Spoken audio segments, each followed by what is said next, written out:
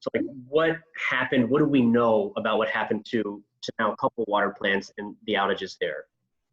So when we implement our rotating outages or our controlled outages, which is us actively turning power off as a result of ERCOT directing us to drop load in order to protect the grid, the goal with that is to avoid critical facilities, hospitals, these water plants. Unfortunately, in this case, we have seen outages there in these limited areas. So that's something that we've been in touch with the water plants on. I know we've been able to restore those. It's not something that we want to happen. But I think I just need to point to the fact that this event as a whole is something we haven't experienced as a company, and this company is 100 years old. The amount of generation loss that we've seen, the high amount of load that we're having to shed, it's completely unprecedented. And I know even the word unprecedented after the year that we've all been through, people are tired of hearing that. So it's just, one after the other. And we recognize it's been a tough few days and having these additional impacts is not something we want on our customers. So we're actively working to make sure we do all we can to keep those critical facilities powered on throughout this event. And then, no, that's well said. I want to talk too about actually, let me take a step back. Is there anything that can change or is changing to prevent that from happening again? Because that was one of their concerns, is we don't know if we're out of the woods yet. So again, all I can say right now is that our goal at all times when we do this is to keep those critical facilities on. So that's something that we're actively looking into. And, just like with every emergency event, once we are out of the woods of this, we'll be able to look back and see, where was that misstep? If something went wrong, why did that happen? Right now, though, we have to keep our focus on getting power up as quickly and safely as we can, as soon as we're able to do so when that generation turns back on, working with the water plants, with our critical customers and making sure that we're meeting their needs right now. So as far as a look back on what that happened and, what caused that, we'll look into that, but we're keeping that communication open with them. We're doing everything we can to make sure we keep power going to these critical areas. I want to touch on everybody has the same question right now. And it's one that I think we've answered, but I have to ask it again, which is, why is it that the rotating outages aren't rotating outages, that it may cycle in some places, but in other places it went off and stayed off? And I'm talking about outside of just winter weather outages. So overall, as the Oncor, the company that delivers power, our main goal is to keep the power on. We want to turn the power on for our customers. This has been an incredible challenge for our personnel, for our crew members out there, and for our customers first and foremost. So we're focused on doing everything we can. As soon as that generation is available, we're turning power back on to our customers. So we have in some areas, as generation has been available, albeit briefly, have done what we can to implement those rotating outages. And we're trying to look for customers who have been without power for the longest. So again, we're not a generation company, but once that generation is available, we'll be able to do what we can to get back into a regular cadence of rotating outages and give some of these customers some relief. At the same time, the conditions on the grid for the past 2 days have been moving extraordinarily quickly. Just, the need that we've seen as directed by ERCOT to pick up, to shed, things are changing very, very fast, and we're responding to those and doing everything we can with the sole focus of protecting the integrity of the electric grid. If we were not able to implement these rotating outages or these controlled outages, if we weren't able to drop the load as ERCOT has directed us, you could possibly see cascading impacts that could lead to a blackout or a collapse of the system, which it's hard to picture now as we're all sitting here cold and without power, but having that kind of a blackout would be a long-term substantial event that we absolutely don't want to get to. So all of this comes to, as customers are seeing this fluctuation, our goal is to get the power on as soon as we safely can, but we're also just trying to protect that electric grid. So what I need help understanding then is, so I'm looking at the Oncor map here. So you got 900,000 people, just under, who are affected at the moment, okay? And then on top of that, I say on top of that, earlier we were looking at 1.3 million people who were without power. So how do you, with that wiggle room, can you move it around so that some of those people who have been out for 24, 30 hours are now getting some power back? Because that's what we're hearing about the most. So that's ultimately our goal. That number change that you pointed out is just within the past hour or so. ERCOT has given us that direction to be able to pick up some of that load. So that's an optimistic thing, and we're hopeful that will continue. Unfortunately, and I just want to make sure our customers are prepared for this, is that while we're hopeful that generation will continue and therefore the supply of power will be available for us to deliver it, we know that we're getting ready to have another winter weather impact. We know that demand is going to continue to grow with that, and we know that that winter weather has an impact on our generation facilities. And again, Oncor doesn't have generation facilities. We don't control those, but we're seeing those impacts kind of trickle through there. And those are resulting into the need for us to do these outages. So it's just ultimately us telling our customers, when ERCOT gives us the direction to drop load or pick up load, we do that as quickly as we can. And it's based on, the grid needs. It's based on those load needs. So our operations team have these emergency plans in place well ahead of time. It's spread out to our service territory. We're seeing it all across our service territory. Again, this is impacting huge amounts of our customers.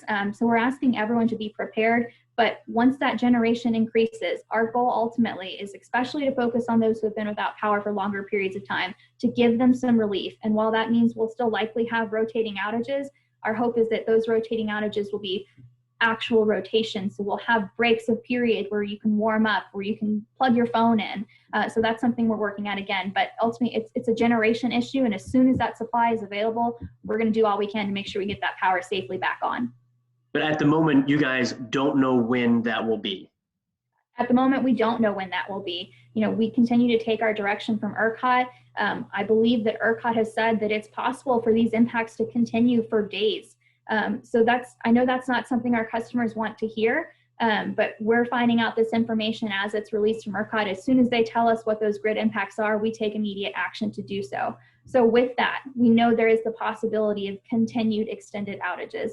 It's not what we want to say to our customers. It's not what our customers want to hear, but it's something that we want them to be prepared for. We want the safety to come first. So in spite of having to hear this very difficult news, we're asking everyone, please prepare accordingly. If you're able to get to a safe place and warm up, please do so. If you have power, please welcome people into your home as safely as you can.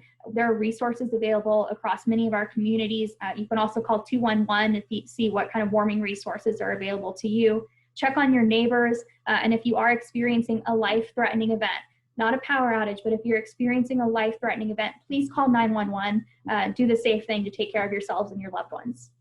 And then when we talk about the outages, there's a tweet that's gone, I don't want to say viral is overused, but people are talking about a lot, which is that some of these affluent neighborhoods, maybe aren't losing power the same way that disadvantaged neighborhoods are losing power. What would you say to people who are saying this is not evenly distributed, that it's basically rich people who are getting by without having the power go out? I'd say that these outages are occurring across the service territory. And if we're looking at Dallas specific as this concern, these outages are occurring in North Dallas and South Dallas, East and West. We're seeing them across it. So some of these areas that you may have pointed out, I think Highland Park was an example, they are having power outages in Highland Park, and some of those have been extended. One thing we've seen with the map that I would like to clarify with customers, so thank you, is that our map doesn't go down to the exact address. We can't pinpoint, for safety of our customers, when you look at that map, it's not an exact pinpoint of exact neighborhood, exact address. It's as close as we can to show that picture of those impacts, but I can assure you these outages are occurring across the territory. These are not determined based on who lives where. This is based on the need of the grid. So again, yes, that is taking place all across. And you mentioned this, you've answered this question before, but I do want to ask it because we keep getting it, which is for people who haven't lost power, why have some people not lost power at all? Can we pull from, because hospital losing power is one thing, but like the home, a few blocks away, or somebody else in a neighborhood is wondering, my power hasn't gone off at all, and I don't live, right next door to a something like that. Why have I not lost power and other people have? So for the hospitals and critical areas, again, we strive to keep those on. So if you live close enough or attached to that same equipment, it's possible that you won't lose power as you're in that same connection with the hospital. We can't cut down to the exact address. We can't exempt a single address. It's just the way that the electric system is built up, essentially. So those critical areas are something that we're seeing where that power is staying on, and therefore if you are connected to that equipment, you may also be staying on. Secondly, we have areas across our service territory, and this is just spread out geographically diverse, that kind of serve as areas of last resort. So they have two, I'm going to get technical here for you, William. Yeah, so that's fine. me to break it down. That's fine. So they have two roles. So on one end, you could think of them almost as a campfire that you're putting out, but you need to keep it going for the next day. So maybe you leave a couple embers. So as we're turning the power off, we have these controlled outages. There's small pockets that we need to keep powered up, because when we do need to repower those areas, we can't start at zero. You need to have that ember in order to protect the integrity of our own system.